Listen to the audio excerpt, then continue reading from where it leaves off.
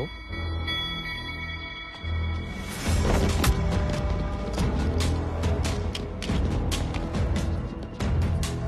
నేను మాట్లాడతానమ్మా, నేను మాట్లాడతాను, ఏం భయపడుకో. సార్, మీ వాళ్ళు ఎవరో మా నాన్నే తీసుకెళ్లారంట. చెప్పాను కదా ముందే, నాకేదన్నా జరిగి నేను ఊరుకున్నా, నా అమ్మాయిలు ఊరుకోరని. అది కాదు సార్, మీరు ఒకసారి చెప్తే. ఎన్నరయ్యా, 24 గంటలు పట్టుకొని కలిగితే వింటారా? ఎన్నరు ఆ పనికి మాలిన తండ్రిని లైట్ తీసుకుని నా బెయిల్ పని చూడు. కావలసినంత క్యాష్ తీసుకొని ఇమోషన్ తొక్కాయి. సార్, ఏంటి ఆ క్యాష్ ఏదో అన్నారు కదా, ఒకసారి ఫిగర్ ఎంత ఫైనల్ చేసేసి.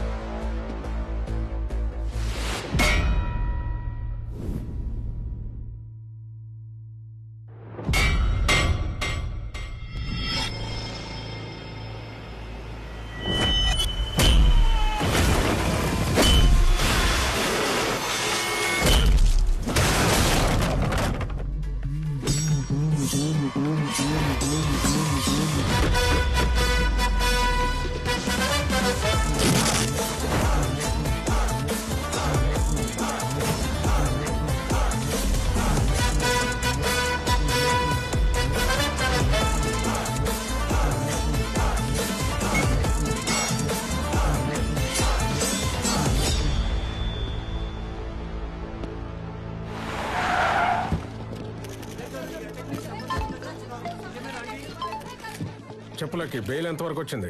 చాలా కష్టం సార్. మీ అభిమానులు చేసిన పనికి మిమ్మల్ని బయటికి తీసుకురావటం ఎవ్వడి వల్ల కాదు. అవును సార్, పాపం సిన్సియర్గా లీగల్గా పనిచేసే మనిషిని తీసుకొచ్చి బ్లడ్ బయటకు వచ్చేలా కొట్టారు సార్. కొడితే ఏంటా, నేను మీ మనిషిని కాబట్టి మీరు ఇచ్చిన డబ్బులు తీసుకుని గమ్మునుంటా. కానీ అభిమానులు ఉంటారు కదా. నీ అభిమానులా? అవును సార్, మీ రేంజ్కి మీకే అభిమానులు ఉంటే మరి నాకు ఉంటారు కదా.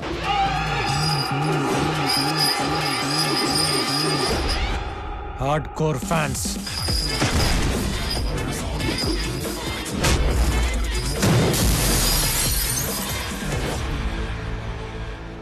మిమ్మల్ని మీ వాళ్ళు ఎలా ఫాలో అవుతుంటారో మా వాళ్ళు కూడా మా నాన్న అలాగే అబ్జర్వ్ చేస్తూ ఉంటారు, సైలెంట్గా. మరి అంత ప్రేమున్న మా నాన్నే తీసుకొచ్చి కొడితే చూస్తూ ఊరుకుంటారా చెప్పండి?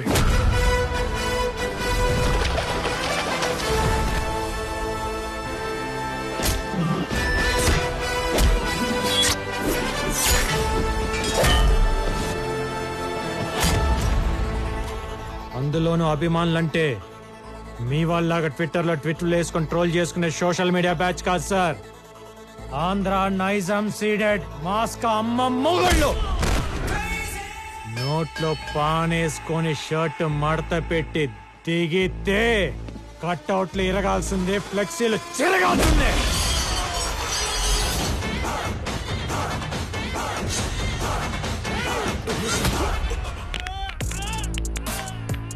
అన్నట్టు మీకు చెప్పడం మర్చిపోయా, నా ఫ్యాన్స్ లో ఒక సైకో నా కొడుకున్నాడు. వాడికి మా నానంటే మరీ పిచ్చి. ఈ లచ్చిగాడి కత్తి పట్టుకొని మా నాన్న పడవటానికి వస్తే వాడిని కొట్టాడు చూడండి. మీరు అలాగే లైన్లో ఉండండి సార్, చెప్తా.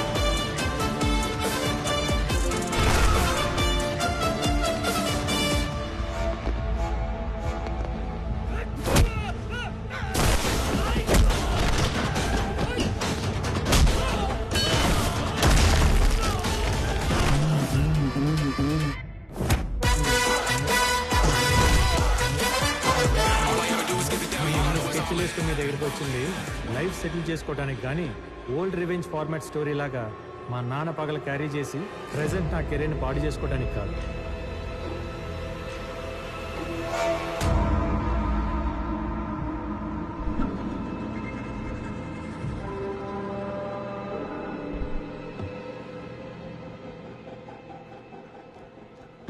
ఏంటి అలా చూస్తున్నావు? వీడికి నాకు ఫ్లాష్ బ్యాక్లో ఫేస్ టు ఫేస్ ఇంత పరిచయం లేదు, ప్రెజెంట్లో పగ పుట్టించేంత గొడవలు లేవు. మరి ఇంత రివర్స్ అయ్యాడు ఏంటనా? మీకే కాదు, ఆయనకు కూడా సేమ్ ఫీలింగ్. కన్న తండ్రిని కూడా చూడకుండా కోర్టులో అందరి ముందు అవమానించి బయటికి తోసేసిన కమర్షియల్ నా కొడుకు ఒంట్లో ఫాదర్ అంటే ఇంత ప్రేమ ఉందా అని, వీళ్ళు ఇన్ని ఎమోషన్స్ ఉన్నాయా అని. అదనా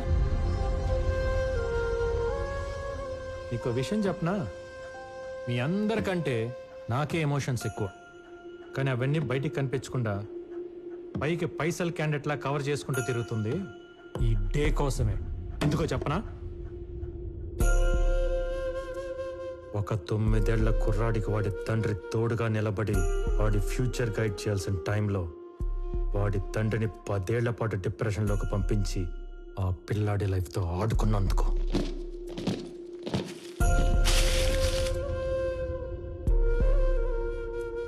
ఈ ప్రపంచానికి జడ్జి అయినా ఇంటికి రాగానే చిన్న పిల్లల్లా నవ్వుతూ ఆడుకునే నాన్న ఫేస్లో నవ్వు తీసేసి నాకు నరకం మిగిల్చినందుకు.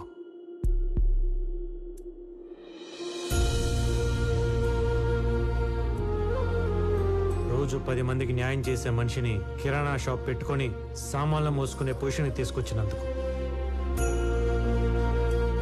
ఎక్కడికి వెళ్ళినా జడ్జి గారి భారీగా గౌరవించే మా అమ్మని అమూల్య చనిపోయింది మీ ఆయన వల్లనే అంట కదా అని అడిగే ప్రశ్నలకి సమాధానం చెప్పలేక నలుగురిలో అవమానపడిన అమ్మ ఏడుపుకి కారణమైనందుకు.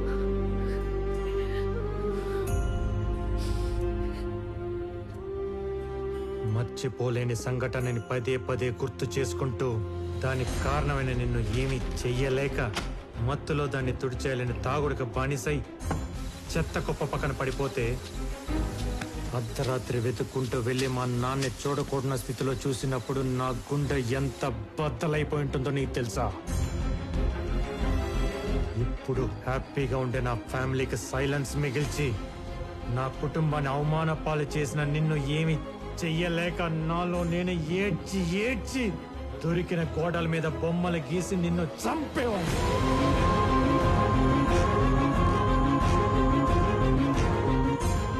చిన్నతనం గురించి ఎవరికైనా చెప్పాలంటే కన్నీళ్లు, నిద్రలేని రాత్రులు, ఈ చేత్తో గీసిన చెత్త గీతలు తప్ప ఇంకేం మిగలకుండా చేశావు. స్వీట్ మెమరీగా ఉండాల్సిన నా చైల్డ్హుడ్ని ఒక పెయిన్ఫుల్ ప్యాథటిక్ స్టోరీగా మార్చేశావు. అందుకే జడ్జి గారు అబ్బాయిగా పుట్టినందుకు చేతికి మట్టి అంటకుండా చంపుదాం అనుకున్నా. టైం కోసం వెయిట్ చేశా. शैला बानो వచ్చింది. अपॉर्चुनिटी फाड़. बोलिए बानो जी, क्या चाहिए आपको इस कमर्शियल आदमी से? मैंने अपने हस्बैंड को मार दिया. నీదే తప్పు లేకపోయినా చంపడం అనేది క్రైమే. దానికి ఎంతో కొంత శిక్ష అనేది ఉంటుంది. నీ కూతురుతో నువ్వు లైఫ్ లాంగ్ హ్యాపీగా ఉండేలా ప్లాన్ చేస్తావు. నేను చెప్పినట్టు చెప్పు. అలా శైలా బానుని అమూల్యగా మార్చి దివాకరం ఇంటి ముందు దింపా. అదే రాత్రి బాడీని నీ ఫామ్ హౌస్ కు షిఫ్ట్ చేయించా. తప్పండి మనం పర్మిషన్ తీసుకుని అఫీషియల్ గా చేస్తున్నావా ఏంటి? నీకున్న అమ్మాయిల పిచ్చికి దివాకరం దగ్గర ఉద్యోగం అడిగేలా చేసి నీ దగ్గరికి పంపించా. సార్ అమూల్య నీ చేతే పెళ్లి ప్రపోజల్ పెట్టించి నేను ఒప్పుకున్నాకే ఆ పెళ్లి జరిగేలా చేశా. కానీ ముందు అమ్మాయి కరెక్టో కాదో నేను చెక్ చేయాలి. కంగ్రాట్స్ సార్, నన్ను సెలెక్ట్ చేసిన మీ సెలెక్షన్ తప్పెలా అవుతుంది? మండపంలో ఇష్టం లేని పెళ్లి జరుగుతున్నట్టు మీడియా ముందు కలరింగ్ ఇప్పించా. ఫస్ట్ డే శోభనానికి రెడీ అయిన నిన్ను మా నాన్న వీడియో ప్లే చేయించి డైవర్ట్ చేశా. ఇంకేం కమ్ము, అవుట్ అయిపోయింది అక్కడ.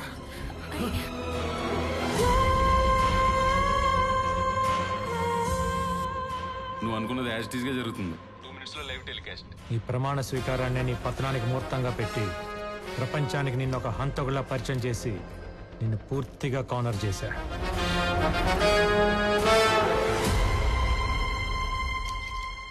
అబ్బా, అదిరిపోయింది. డైరెక్ట్గా క్రైములు చేస్తేనే రివెంజ్లకి అంత సీన్ ఇవ్వను. అలాంటిది నీ బాల్యాన్ని నేనేదో పాడు చేసేసానని నువ్వు ఫీల్ అయ్యి నేను చెయ్యని మాటకి చేశానని నా మీద రుద్దేసినంత మాత్రాన నీ పగలు ప్రతీకారాలు తీరతాయి అనుకుంటున్నావా? ఇది ఇండియా నాన్న. ఇక్కడ శిక్షలు పడాలంటే తరాలు మారాలి. ఒరే వీరయ్య, గేదెలు కాసుకునే నీ బుర్ర ఇంతవరకే ఆలోచిస్తుందని నాకు తెలీదా? ఇన్నాళ్ళు కోర్టును అడ్డం పెట్టుకుని కామెడీలు చేస్తుంటే దాని పొటెన్షియాలిటీ తెలియట్లా నీకు? లాలో మెలకపడి మెడక బిగుసుకుంటే గిల్ల గిల్ల గిల్ల గిల్ల కొట్టుకోవాల్సింది ఎవడైనా. నీకు చేతనైతే దమ్ముంటే ఈ నాలెడ్జ్, డబ్బు, పేరు, పలుకుబడి వాడుకొని చెయ్యని నేరానికి పడబోయే శిక్ష నుండి నిన్ను నువ్వు కాపాడుకో చూద్దాం. దా.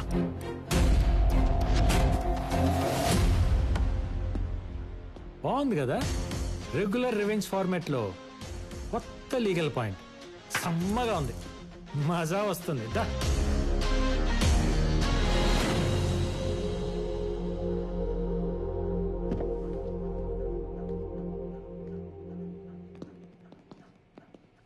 సార్, కొత్త లాయరం వచ్చింది, బెయిల్ కూడా తెచ్చింది.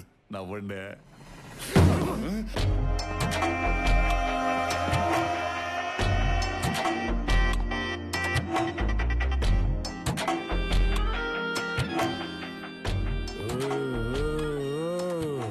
ఏందా సౌండ్? మడిసి అన్నాక కుసింత కళాపోసన ఉండాలని డాడీ అంటుండేవారు. లేకపోతే మడిసికి గుడ్డికి తేడా ఎటు ఉంటుందని. ఆయన అన్న ఆ మాటను పట్టుకుని కనపడిన దాన్నల్లా కళాపోషణ చేసి చేసి చివరికి ఒక ఆవిడ పెట్టిన కేసులో ఇరుక్కుని లాయర్ని కలవడానికి వచ్చినాం. ఇప్పుడు ఆవిడనే గెలిగితే ఇలా కూడా మిగలవు సామే. లాయరా?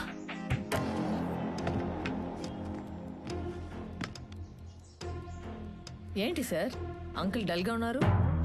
తుపుక్కుమని అంకుల్ అనేసింది ఏంటిది? ఏం లేదమ్మే, ఈ కేసు గెలుస్తాడో లేదని చిన్న టెన్షన్. Why uncle? ఆ లాయర్ లకి సబ్మిట్ చేసిన విట్నెస్లు వింటే మీకే అర్థమైపోతుంది ఈ కేసులో ఎంత డెప్త్ ఉందో. అసలు నేను మర్డర్ చేస్తే కదా డెప్త్ లో విట్నెస్ లో ఉండడానికి. కానీ సబ్మిట్ చేశాడు కదా. మీ దగ్గర గిఫ్ట్ గా తీసుకున్న గోల్ఫ్ క్లబ్ తో శైలాబాను హస్బెండ్ ని మీరే కొట్టి చంపినట్టు అతని బ్లడ్ తో మేకప్ చేసి ఇంట్లో సేఫ్ గా దాచాడు. గోల్ఫ్ క్లబ్ ఉంటే గ్లవ్స్ కూడా ఉన్నాయి అంకుల్. మీరు లంచ్ చేశాక చేతులు తుడుచుకుని పారేసి టిష్యూస్ లాగా మర్డర్ అయ్యాక గ్లవ్స్ ని అక్కడే పాడేసినట్టు ప్రూఫ్ గా పెట్టాడు. పెట్టేస్తే నేను వెళ్ళినట్టు ఉండాలి కదా. దానికి మీ జుట్టు ఉంది కదా అంకుల్, మీ పెళ్లిలో కామెడీగా పీకిన హెయిర్ ని సైడ్ పాకెట్ లో భద్రంగా పెట్టుకుని డెడ్ బాడీ దగ్గర మీ DNA లాగా డ్రాప్ చేశాడు. చేస్తే అయిపోతా. అవ్వదని తెలిసే మీ దగ్గర లాగిన డైమండ్ రింగ్ ని ఆ శవాన్ని పూడ్చి పెడుతూ పారేసుకున్నట్టు పోలీసులకి దొరికేలాగా చేశాడు. అర్థం కాల. అది అర్థం కావడానికే మీడియాను కూడా లాగాడు. ఇదే ఆ శైలాబాను హౌస్. శైలాబాను వాళ్ళ ఆయన్ని వివేక్ ఎలా చంపాడు మీకు కళ్ళకు కట్టినట్టు నేను చూపిస్తా.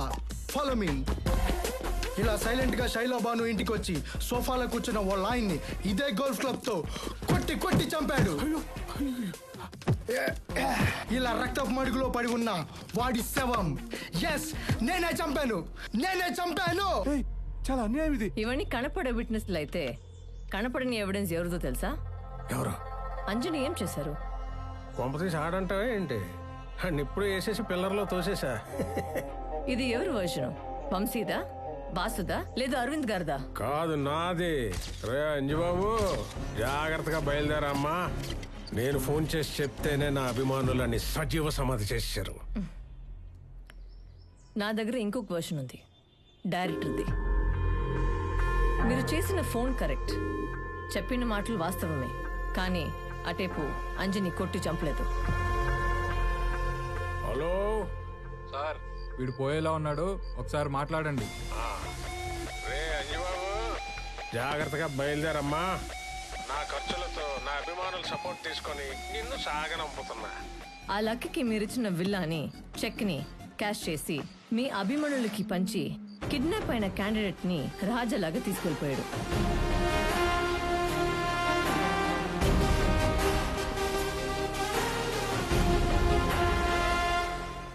మీ దగ్గర నేర్చుకున్న కమర్షియల్ సిద్ధాంతాన్ని మీ దగ్గరే అప్లై చేసి తను గ్యాదర్ చేసిన మొత్తం విట్నెస్లతో సహా అంజుని తీసుకెళ్లి చీఫ్ జస్టిస్ దగ్గర కూర్చోపెట్టాడు.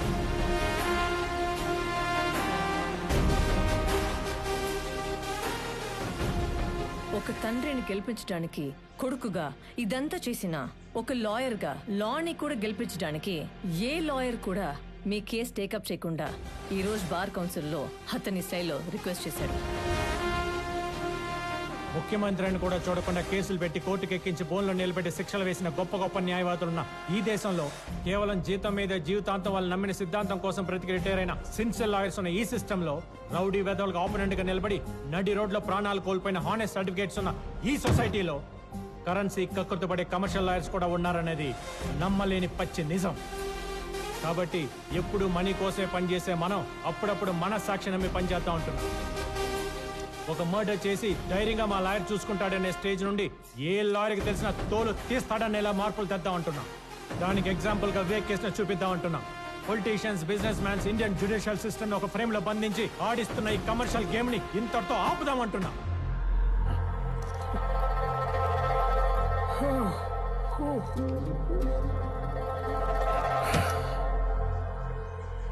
అయితే ఇప్పుడు నా వైపు నేను కూడా రాను అంకుల్. ఎందుకంటే మీరు వస్తూనే వంకరగా చూసిన చూపులకి నా వీపు హట్ అయింది. నేను చూసింది వీపు కాదులేమ్మా, ఏదో కారణం చెప్పి మొత్తానికి అందరూ కలిసి నన్ను ఊరికింప ఎక్కించేద్దామని చూస్తున్నారు. నేను చెయ్యను తప్పుకి.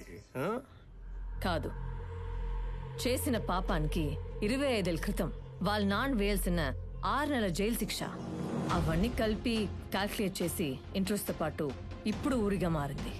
ఒక ఆడపిల్ల ఉసురు తగిలితే ఎంతటి మొగ్గడైనా మట్టిలో కలిసిపోల్సిందే అని కాలం ఎంచుకున్న కథ ఇది.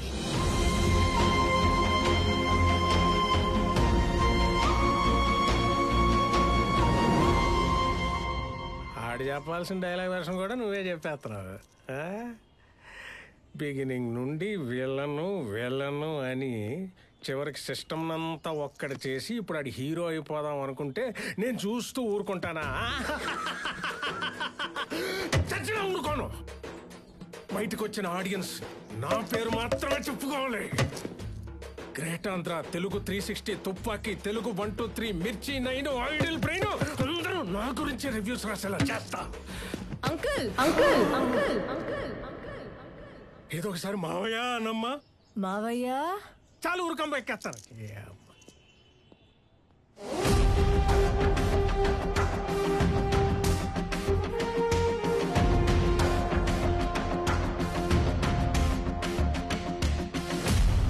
మిస్టర్ వివేక్, ఆవిడ వైపున ఆర్గ్యుమెంట్స్, విట్నెసెస్, ప్రూఫ్స్ చాలా బలంగా ఉన్నాయి. మీ తరఫున ఏమైనా ఆర్గ్యుమెంట్స్ ఉంటే please proceed with your lawyers. లాయర్లే ఉంటే నాకు ఈ ఆయాసం ఎందుకండి? అయినా మీరంతా కలిసి ఓ దేవుణ్ణి మంచోడని చెప్పాలా ఏంటి? మీరంతా జస్ట్ నేను సృష్టించిన సమస్త జీవకోటిలో చిన్న పురుగులు. ఇంతకాలం నేను దేవదూతనే అనుకున్నా, కానీ ఇప్పుడే తెలిసింది నేను డైరెక్ట్ గా దేవుణ్ణని, కారణ జన్ముణ్ణని. చూశారుగా నా వెనకాల ఎల్లో లైటు, ఆ ఆరా.